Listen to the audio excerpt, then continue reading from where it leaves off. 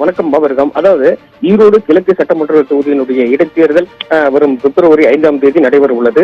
அதாவது ஈரோடு கிழக்கு சட்டமன்ற தொகுதியில சட்டமன்ற உறுப்பினராக இருந்தவர் காங்கிரஸ் கட்சியைச் சேர்ந்த முன்னாள் மத்திய அமைச்சர் EVKS இளங்கோவன். இவர் பாத்தீங்கன்னா கடந்த மாதம் வந்து உடல்நலக்குறைவால் சென்னையில வந்து மருத்துவமனையில உயிரிழந்தார்.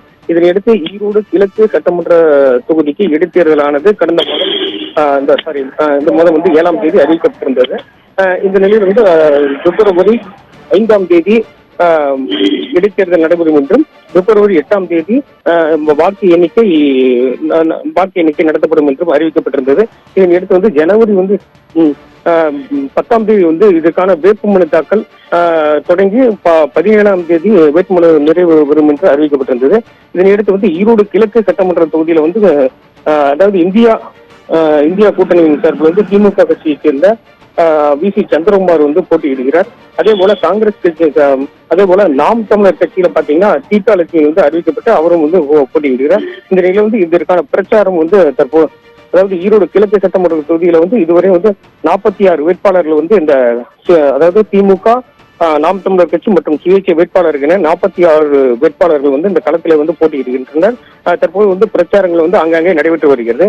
இந்த நிலையில் வந்து திமுக சார்பில் வந்து திமுக சார்பில் வந்து தமிழக வீட்டு வசதித்துறை அமைச்சர் முத்துசாமி மற்றும் வேட்பாளர்கள் கூட்டணி கட்சி நிர்வாகிகள் வந்து காலை மாலை என இரு வேளைகளில் வீடு வீடாக சென்று பிரச்சாரங்களில் ஈடுபட்டு வராங்க.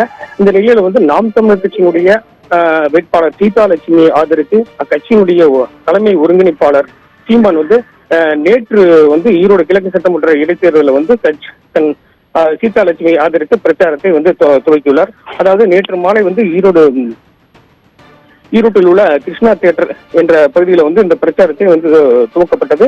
அதில் அப்படியே வீதிகளின் திறந்த வேலையிலே சென்று ஈரோடு கருங்கல்பாளையத்தில் வந்து இந்த பிரச்சார பொதுக்கூட்டம் வேட்பாளருடைய அறிமுக கூட்டமானது நடைபெற்றது. அதனைத் தொடர்ந்து இன்று காலை வந்து வேட்பாளர் சீதாலட்சுமியை ஆதரித்து ஈரோடு காளைமாட்டு சிலை அருகே வந்து திறந்தவெளியில வந்து பிரச்சாரத்துல நாம் தமிழர் கட்சியினுடைய தலைமை ஒருங்கிணைப்பாளர் சீமான் வந்து இந்த பிரச்சாரத்துல இருந்து ஈடுபட்டாரு. அதனைத் தொடர்ந்து அந்த பிரச்சார வேலையிலேயே பிரச்சாரத்திற்கு வந்த கட்சியினர் வந்து வரிசையாக சென்று ஈரோடு, அதாவது காளைமாட்டு சிலையில் இருந்து அடுத்த இடமான மரப்பாலத்திற்கு வந்தனர். அந்த மரப்பாலத்துல வந்து பிரச்சாரத்துல வந்து ஈடுபட்டாங்க. அதனைத் தொடர்ந்து வந்து பாத்தீங்கன்னா ஈரோடு, அதாவது மறைந்த சட்டமன்ற உறுப்பினர் EVKS இளங்கோவனினுடைய வீட்டின் அருகிலேயே அந்த பிரச்சாரமானது நடைபெற்றது. அந்த அதாவது EVKS வீட்டின் அருகிலேயே அந்த பிரச்சாரமானது நடைபெற்ற போது சீமான் பேசுவதற்கு முன்னதாக அக்கட்சியினை சேர்ந்த நிர்வாகிகளும் பேசிக் கொண்டிருந்தனர்.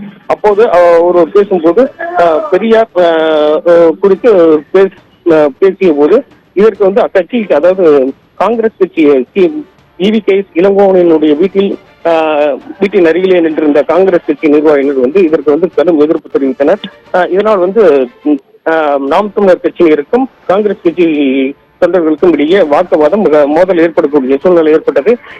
இதனால் வந்து விவாதித்துக் கொண்ட காவல்துறையினர் இரு தரப்பினரையும் தடுத்து விலக்கி விட்டதால் வந்து பெரும் மோதல் வந்து தவிர்க்கப்பட்டது. இதனால் வந்து அந்த பகுதியே ஒரு பரபரப்பான சூழல் ஏற்பட்டது. இதனை அடுத்து வந்து நாம் தமிழர் கட்சியினுடைய தலைமை ஒருங்கிணைப்பு. தகவலுக்கு நன்றி வேலுசாமி. தற்போது காங்கிரஸ் நாம் தமிழரிடையே ஏற்பட்ட மோதல் குறித்தான காட்சிகளை பார்க்கலாம்.